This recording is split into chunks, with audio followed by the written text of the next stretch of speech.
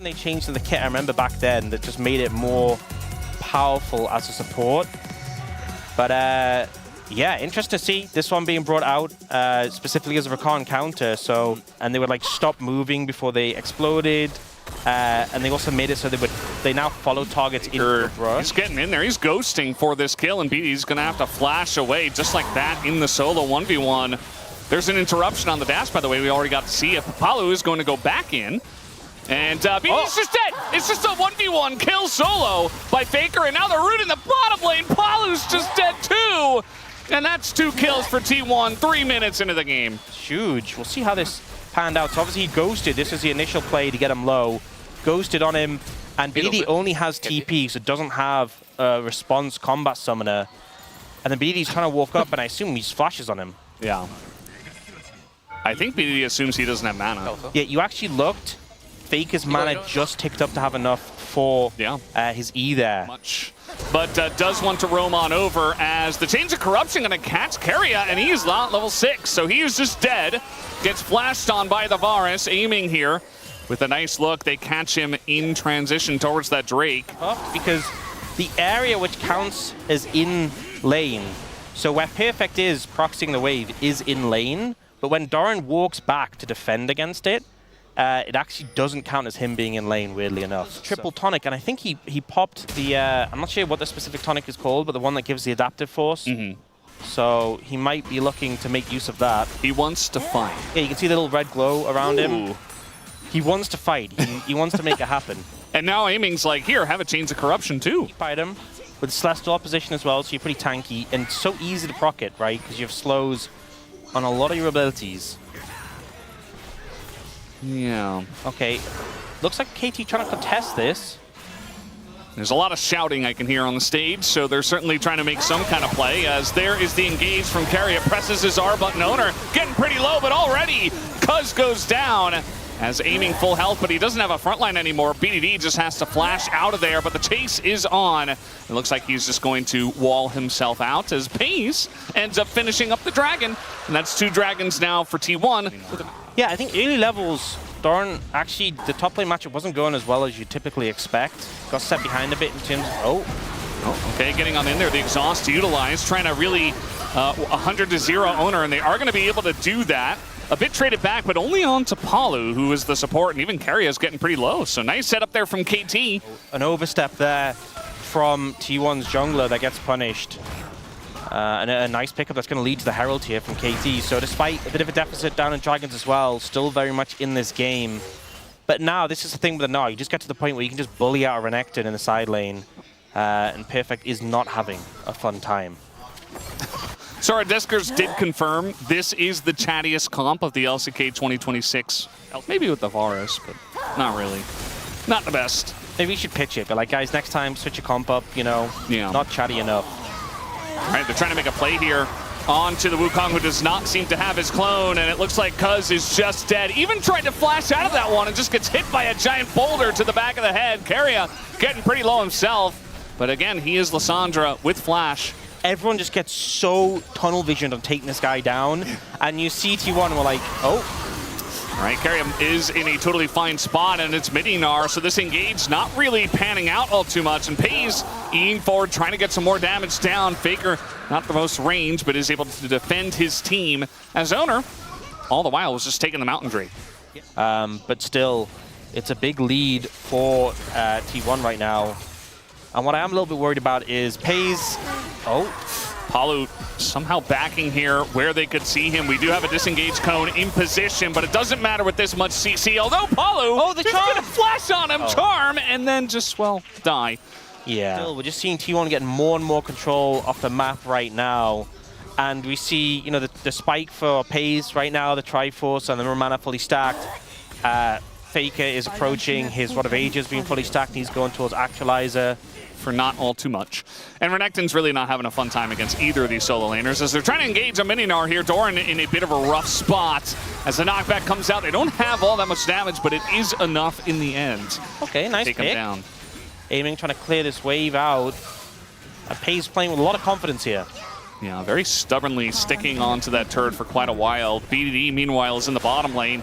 They've actually dodged a bullet here, because if he was a little bit more further along, he'd be so much stronger. Yeah, could have been so much worse. As trying to go in onto Meganar, not the best, I would say, as now we have the flank coming in from Perfect, trying to take down Doran. They will be able to do that, but now Owner goes in onto Cuz, who just gets burst down. They do, in fact, have the damage, and Pay's even looking for a bit more with that shift forward. So Palu very low, Cuz is down, and T1 can kind of just do whatever they want. I would imagine they'll look for this Mountain Soul. It was such a weird engage, you know. Obviously, they did take down the Mega Gnar, but I felt like they just threw their front line at this bulky Gnar and just took so much damage in return. And in the end, not only did you give over the Mountain Soul, but now Faker's level up comes in. His Rod of Ages is completed. The next time you fight, he's going to have Actualizer.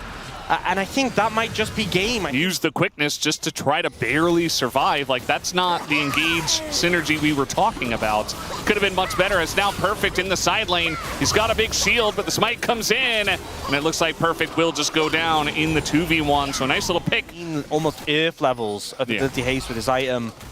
And also, it gives tenacity, which I don't think he needs, right? He has cleanse, but you know, why not? Yeah, a little bonus, you know. Just to make things even more impossible than they already felt a little bit. Some tendencies sometimes. Okay, we'll see. Well, so far things looking good, but Cuz is trying to make his way in, potentially for a steal. Yeah, he's trying to get that engage going as Palu, and well, it wasn't much of anything, as now the Cyclone is going to go down, and a massive Doran to the wall! Doran wants to end this game right here, right now, and I think he just did. As Perfect on the run, but he should be the 4th casualty on the list. BDD also on the run, but Faker's just sprinting at him. Is trying to actualize all over BDD at this point in time, who is going to flash away, and the flash comes in from Faker. Nice knockaway, actually, from BDD onto Keria. As they're really extending into the base beyond 2 turrets. Who's tanking? Come on. Okay, Keria, you've got it. He's a little bit tanky, shield. Right? Got the shield. There's still, the mid-tier 2 is up, right? So definitely a little bit of an overstep there to try and chase down BDD. Let them get Elder, but if KT come to contest, they'll just kill them. They won't let it be a flip, because that's like the only way you lose the game, is Cuz steals the Elder, and then they win a fight off that. T1 have seemed quite serious this game. No shenanigans yet. And KT trying to make the base defense happen, but the tower's getting shredded by these cannon minions right now. And Pay's trying to land the poke here. Yep. Still a minute 30 on the Baron buff, so really just trying their best to push in. Here's the TP, and this will be from Perfect with the Dominus procced already, but the rest of the team is so far away, and now aiming is all by his lonesome, is going to flash away, but the Realm Warp is coming in, and Faker wants to continue to actualize on this team. The exhaust is there, aiming is down, and the denial on the wall getaway from BDD is really going to put the nail in the coffin on this game number 1. 15-5 the kills. You know, that recall was a great call, Perfect. You just stay in the fountain. No, I think there's a better place for you to be. Yeah. And that is in the fountain. Not much you can do here. He's going to get rooted up by Keria, who just casually plays Lissandra support into Palu's Rakan, and wasn't even the main character of this game. I mean, he was good. But I think they might just struggle at the kind of absurd survivability of T1's front line, and also the DPS of their backline. Because you think about the fact that, like, Sejuani and Rek'Sai, this matchup happened between Chovy and Vikla.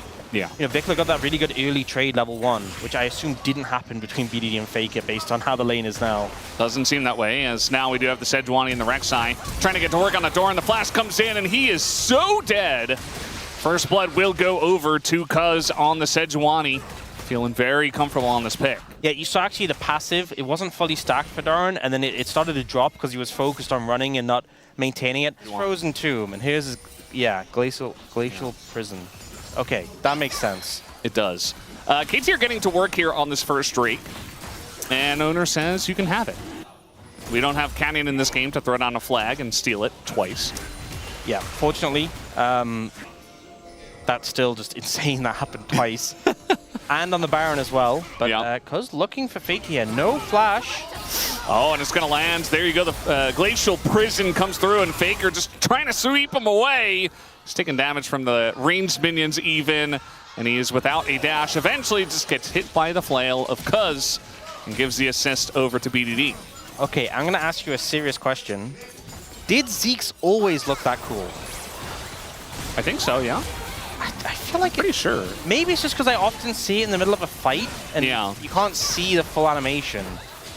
But also, we kind of used to make fun of it. Yeah. The engage comes in. Pays, though, is just standing and firing. And yes, he gets a kill, but aiming is eating good tonight as he picks up the 80 carry.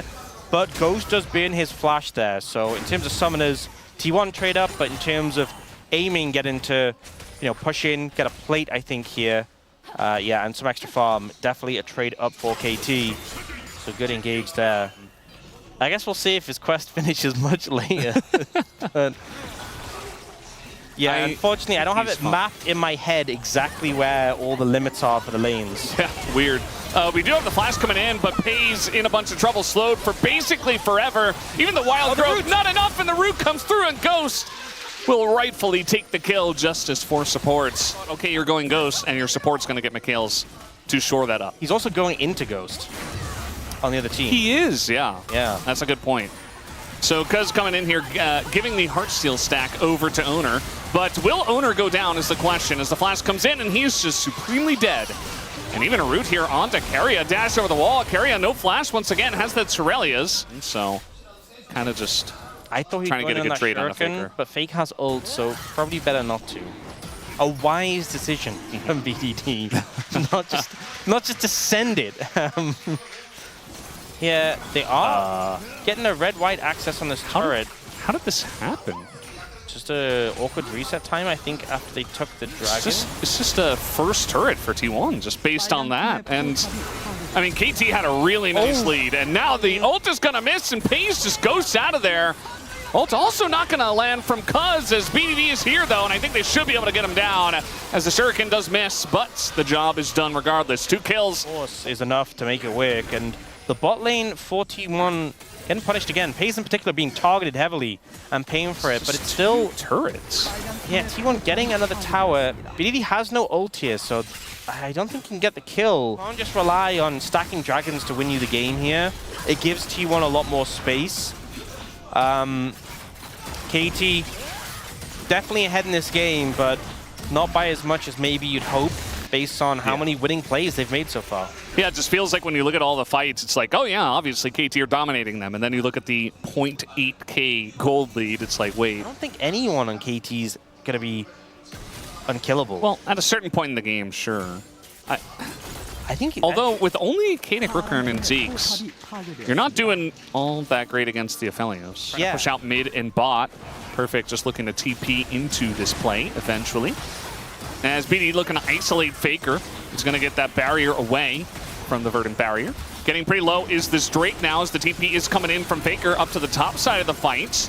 And now the engage from Doran going to get onto that backline. And the steal from Owner just gets it. A pretty nice engage from Ghost, though, as the sweep comes in, but Faker is so low.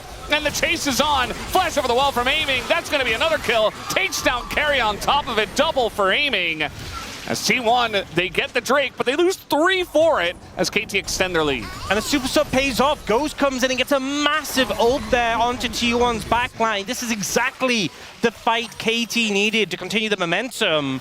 And no TP on Perfect, but this takes a very long time this day and age. This is not the T1 Barons of old. So they're just going to kind of send it and look to turn. Ghost getting a little bit low, but Keria as well.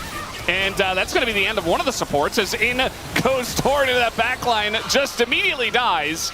No res for him, and the T1 Baron looking more like a KT Baron at this point as the knockup comes in right before Faker can sweep them away. Shuriken?